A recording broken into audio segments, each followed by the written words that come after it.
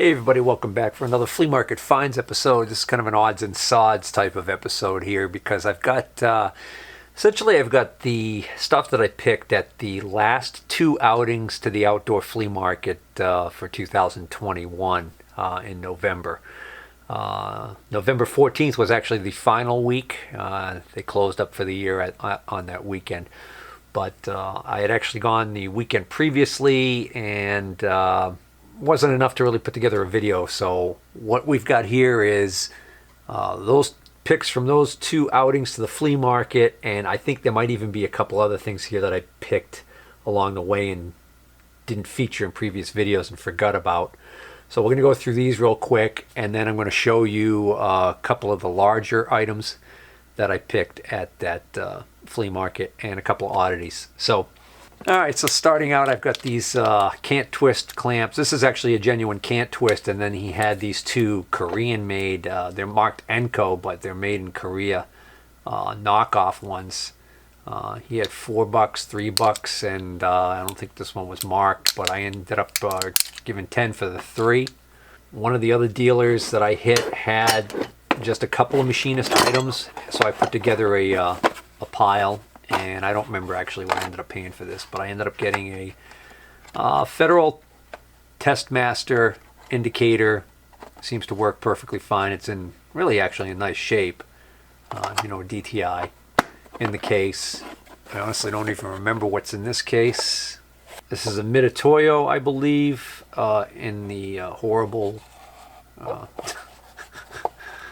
foam. Yeah, that's definitely a Mitutoyo. I bet I didn't pay much for that. And then he had this long caliper, which this is actually a much better caliper than it would appear, because what this is this is a Tessa. So this is a Swiss-made caliper. It's got a few things going for it. For one thing, it's a 12-inch digital. As previously mentioned, it's Swiss-made, Tessa, good quality. I believe it still has a battery in it, and it still works. And I don't know if you can see this or not, but right there, it says IP67. Also says so over here, IP67. What that means is that these calipers are actually made to the standard of ability to keep dust and liquid from being able to get into them to a certain standard.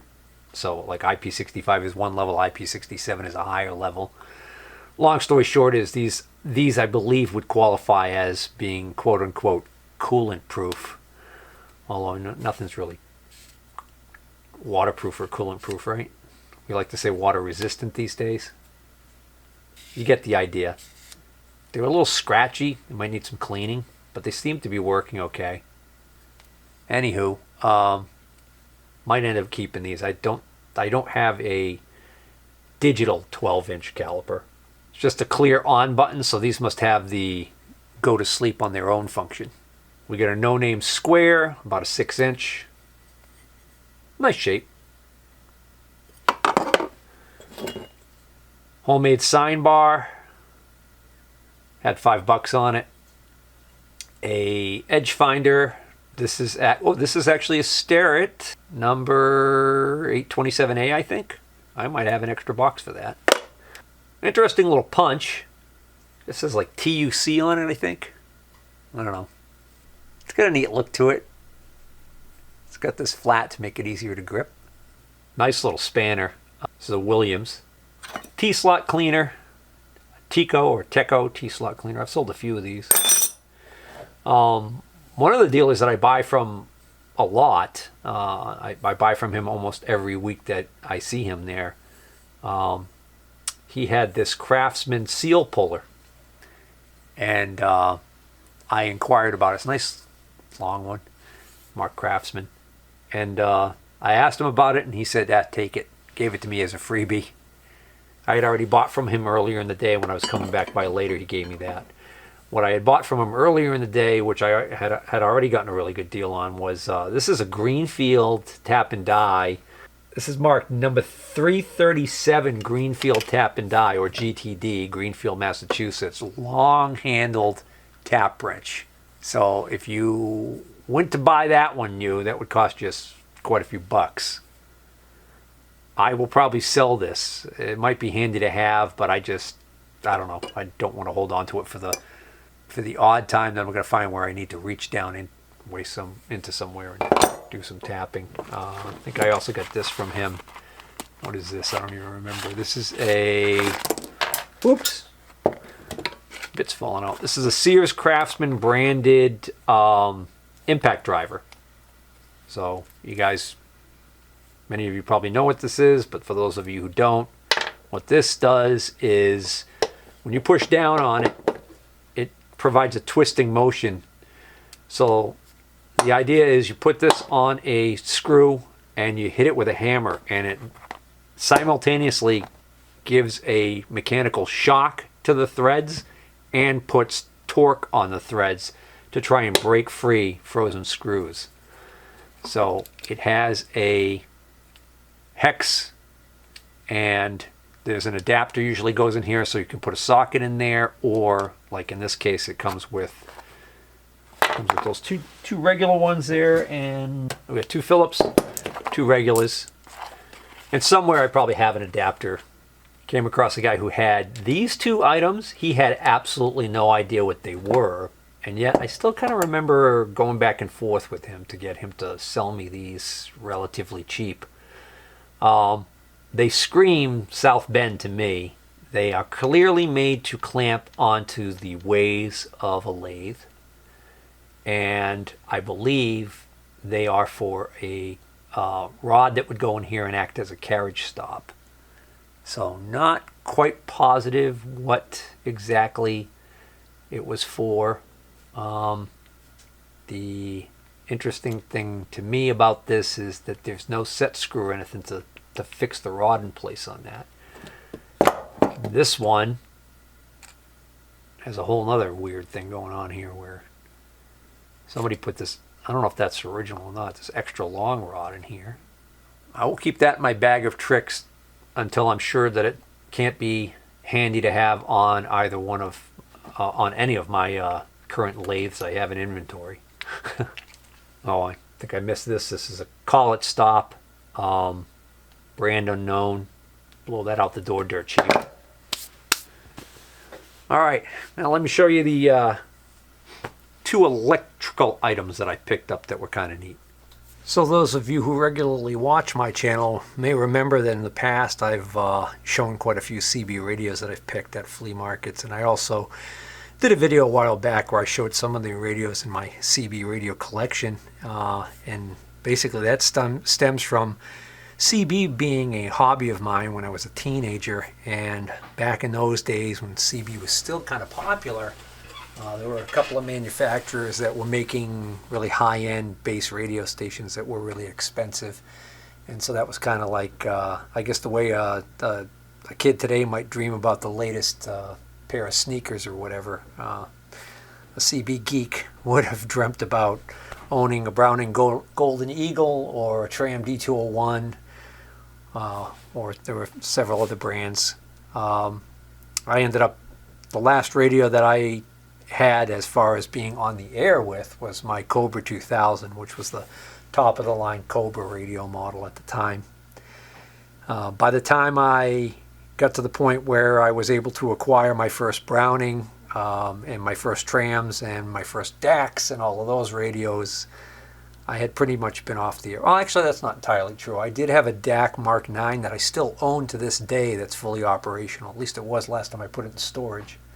I did speak on the air with that, so that's about it. And actually, I did also have a Siltronics Model 1011D Comanche, which was a 11-meter radio, I'm sorry, 10-meter radio that had been converted for use on 11 meters, which is wasn't legal back then. Still isn't, actually. But anyways, I digress.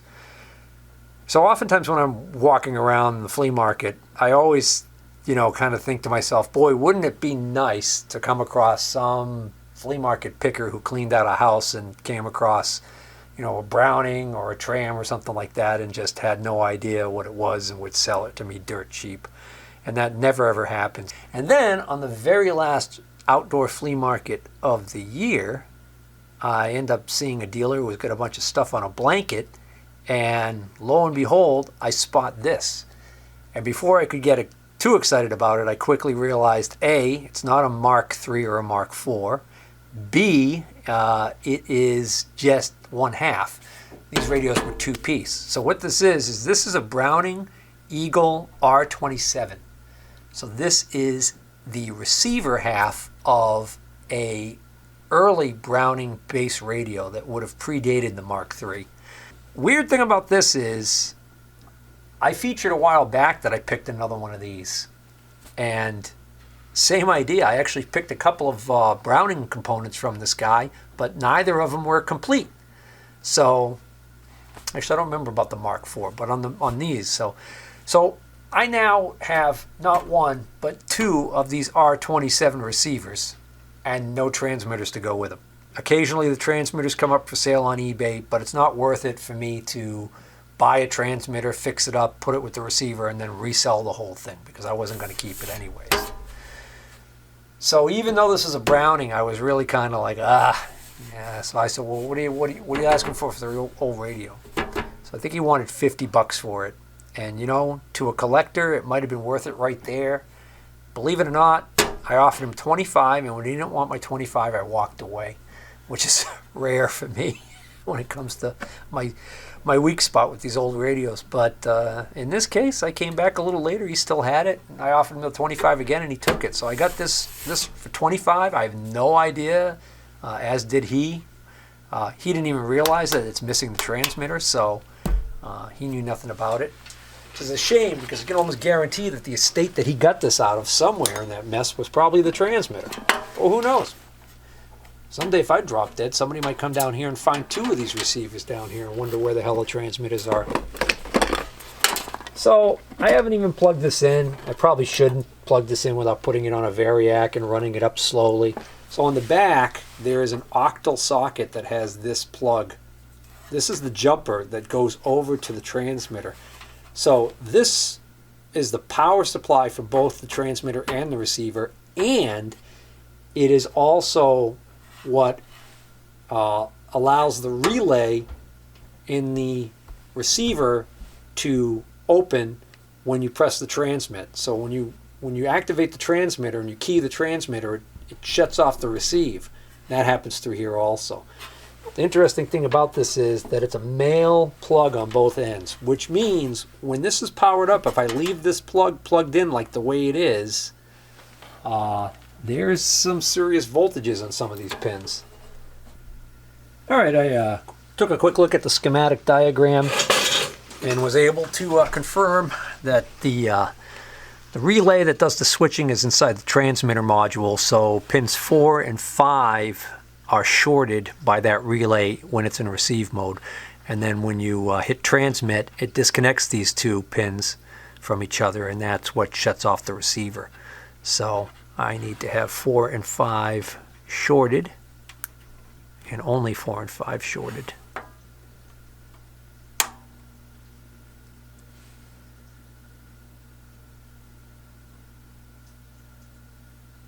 There we go.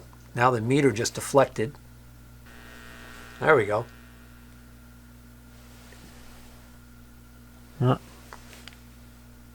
Little sound came and went. Well, there we go. All right, now there's the squelch off.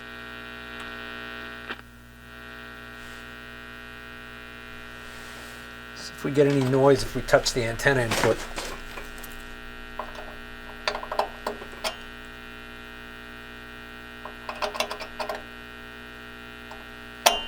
Nothing. No sensitivity. No scratching or anything. This knob doesn't even seem to be working correctly at all. Looks like it should be a switch for narrow to broad selectivity, and it doesn't feel like it's switching.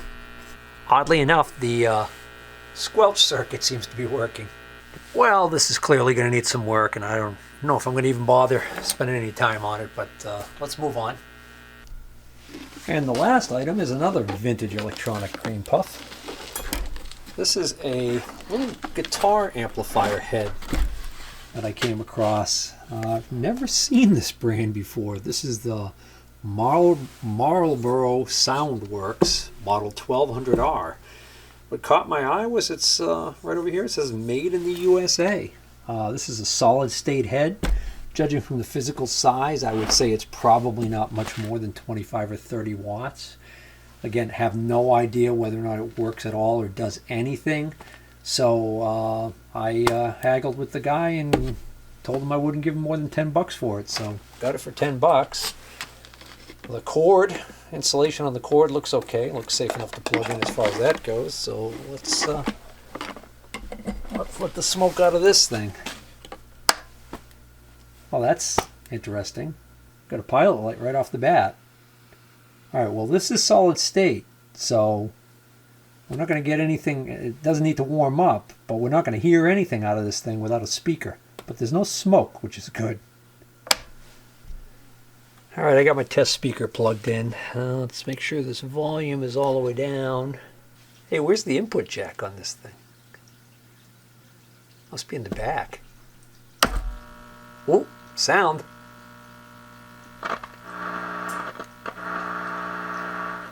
Oh, this thing actually works? That's funny. Oh yeah, I remember now. The inputs are on the side on this thing. And it is a 4-channel, it says 4-channel mixer inputs, so this is a PA amp, not a guitar amp. This would have been more likely used for microphones in a band, methinks. But doesn't mean we can't plug a guitar into it just to see if we get any action out of it.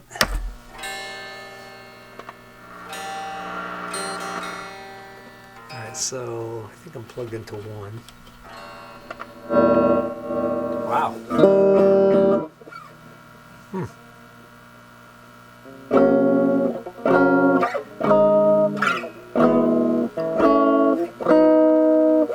Huh.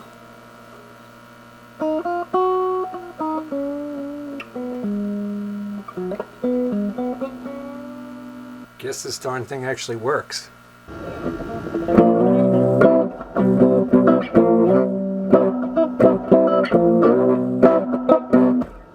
So apparently these were sold through Montgomery Ward's, the mail order catalog company back in the early 80s, like from 80 to 84. So, I don't know, I'll throw it up online for 50 bucks and see if we can't sell it. All right, let me just show you a couple of tool store buys, and then we'll call this one a wrap. Oh, so one of these was a used tool store buy, and then these two other items I actually just acquired off a guy off of a Facebook Marketplace advertisement. He had actually put these items up for sale a while back, and they were getting pretty old. And he probably would have sold them if he was willing to ship them, but it was a local only deal. This is a Starrett 129 bench block, clearly marked. It's in excellent shape. I mean, it is so clean. I don't think this thing's ever had anything pounded on it. Almost looks like it could be new old stock. And I forgot how much he had this up for. I think like 50 bucks, 50 or 60 bucks. And I think he started at 60 and dropped it to 50, and then I just kept watching it. And then he had this Starrett model 1010 thickness gauge, which I featured one of these almost like mint condition brand new not too long ago. I recently sold one of these bench blocks, not as clean as this, for around 40 bucks, 40 or 45, and I sold that really, really super clean thickness gauge that was like this one, I think for like 60. So what I decided to do was see whether or not, if I bought these two pieces from this guy, if he'd be willing to deal, and sure enough, I had to drive out there to get it, which was kind of like a 30 minutes out of my way drive. But I was able to get this Starrett 1010 and the bench block for 60 bucks for the pair. So I'm into each of these for 30. I recently just sold this for 55.